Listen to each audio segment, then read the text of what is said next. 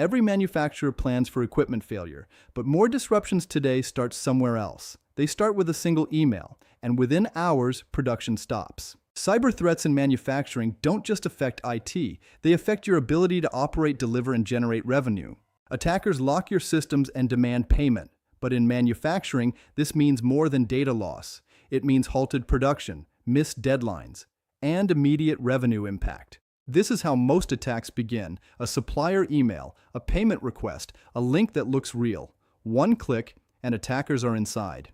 A lot of manufacturing still runs on older equipment. It works. That's why it's still there. But those systems often can't receive security updates. They run outdated operating systems, and they sit on the network without isolation.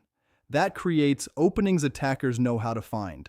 Your vendors need to connect to your systems. That's not the problem. The problem is how much access they have and how it's managed. Shared logins, no monitoring, access that never gets turned off. If a vendor gets compromised, that becomes your problem. Here's what most companies get wrong. They think they're protected, but attackers don't need full access. They just need one gap. What actually works? Not one tool. A combination of controls, multi-factor authentication, regular system updates, secure backups, and employee awareness. Cybersecurity isn't about stopping every attack. It's about staying operational, even when something goes wrong. So here's the question.